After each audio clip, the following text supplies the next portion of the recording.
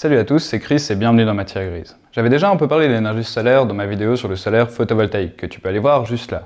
Et histoire de continuer sur la lancée et en profiter pour répondre aux commentaires de Blizzard, jetons un coup d'œil global à l'énergie solaire thermique.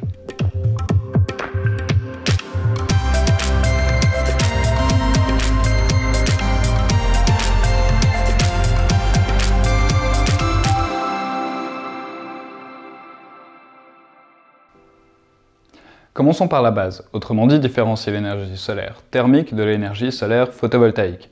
Sans rentrer trop dans les détails techniques, l'énergie solaire thermique, comme son nom l'indique, ne produit pas directement de l'électricité, mais produit l'énergie thermique grâce au rayonnement du soleil. Contrairement au photovoltaïque, qui lui a pour but de produire de l'électricité en transformant les photons, des quantas de lumière, grâce à l'effet photoélectrique. Mais bref, si jamais tu veux un peu mieux comprendre la différence, tu peux aller voir notre épisode sur le photovoltaïque avant de continuer, ça en vaut la peine. Mais restons concentrés sur le sujet. La plupart des installations solaires thermiques fonctionnent sur un même principe de base. Les rayons du soleil sont absorbés par une surface de couleur foncée, la faisant chauffer et transmettant cette chaleur à un fluide caloporteur, autrement dit un liquide ou un gaz chargé de transporter de la chaleur. Si le fluide en question c'est de l'eau, une fois chauffée elle peut être employée dans une installation qu'on pourrait appeler directe, car elle va directement alimenter ton robinet, ta douche, ta machine à laver, etc. C'est aussi possible de la relier à l'installation de son chauffage central, mais pour de grandes surfaces, c'est quand même mieux d'avoir une chaudière ou une pompe à chaleur de secours pour ne pas finir en glaçon certains hivers. En parlant de glaçons, il faut se méfier du froid avec ce genre d'installation, mais c'est un problème facilement réglable en faisant circuler de l'antigel dans l'installation ou en employant un système de thermosiphon, qui va se servir de la différence des températures des fluides et leur comportement naturel, et un certain positionnement de l'installation pour garder un système en marche. Une autre possibilité serait de faire une installation un peu plus complexe qui viendra faire tourner une turbine, permettant, elle, de produire de l'électricité ou de refroidir un autre fluide, pour des frigos ou de la climatisation par exemple. Dans tous les cas, c'est super important que le fluide employé remplisse un certain nombre de conditions pour être employé dans ce genre d'installation.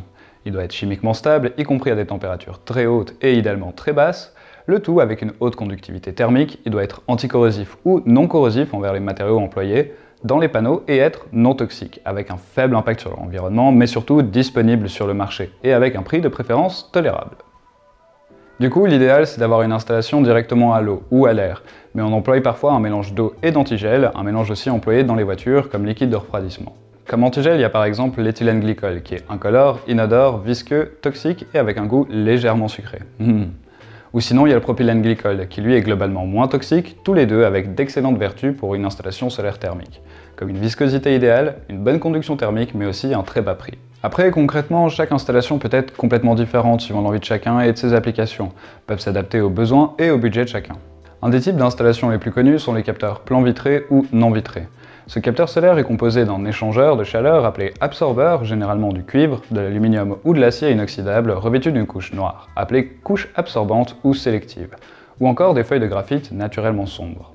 Chaque matière a des qualités d'absorption des rayons solaires, d'émission d'infrarouge, des températures maximales et des prix qui peuvent beaucoup varier. Mais parmi ces matériaux, le cuivre remporte haut la main le concours du rendement, c'est-à-dire celui qui transmet le mieux l'énergie absorbée des rayonnements du soleil au fluide caloporteur, suivi de près par l'aluminium.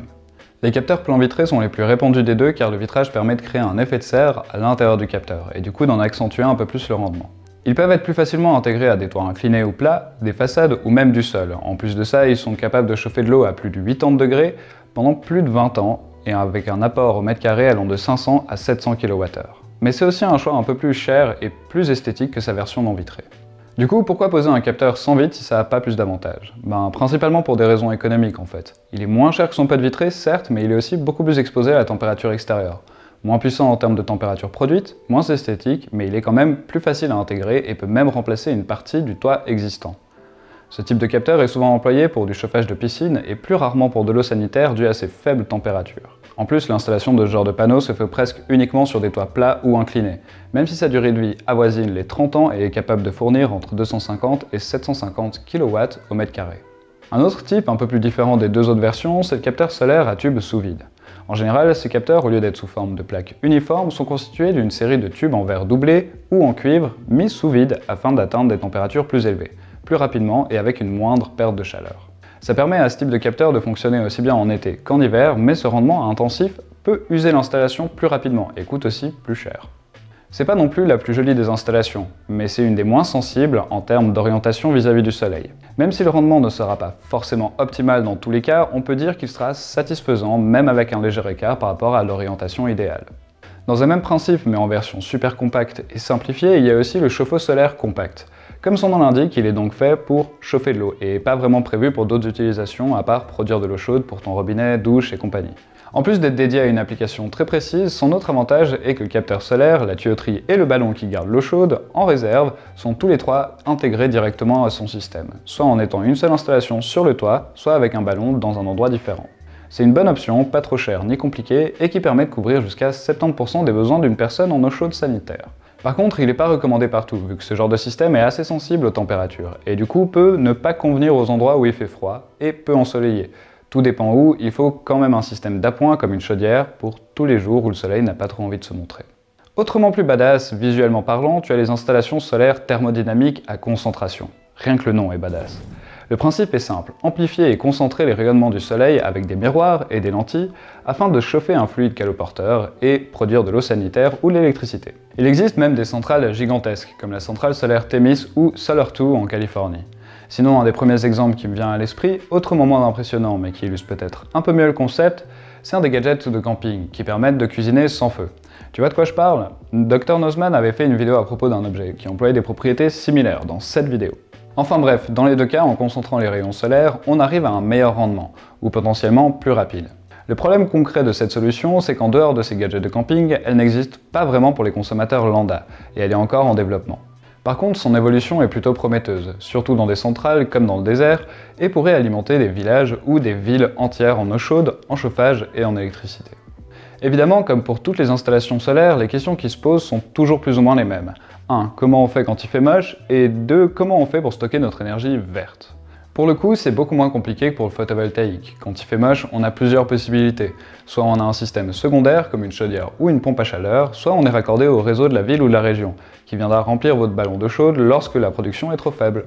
Et comment stocker l'énergie produite? Pour l'eau chaude sanitaire, c'est plutôt simple. En général, l'eau chaude produite ira d'abord dans un accumulateur, une sorte de réservoir qui remplacera le chauffe-eau traditionnel.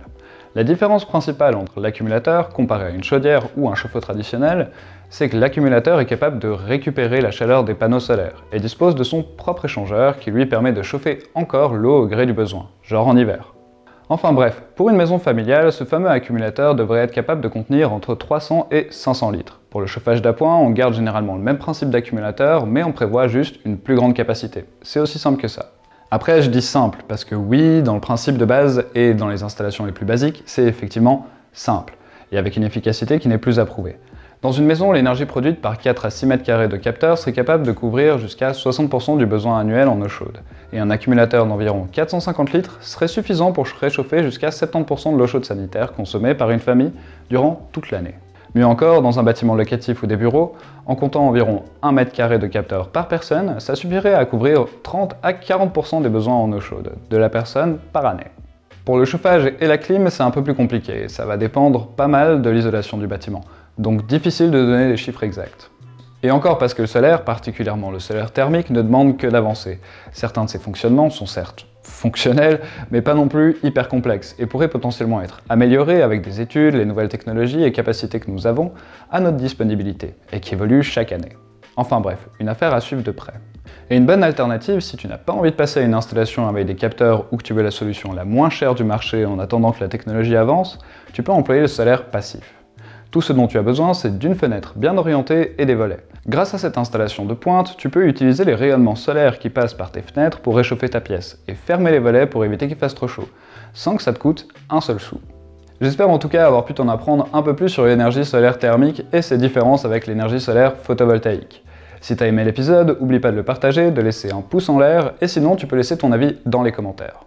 Si tu veux soutenir la chaîne, tu peux te procurer un t-shirt du genre sur notre boutique ou aller faire un tour sur notre Tipeee. On te laisse ces liens, dont un lien des sources, dans la description. À la prochaine!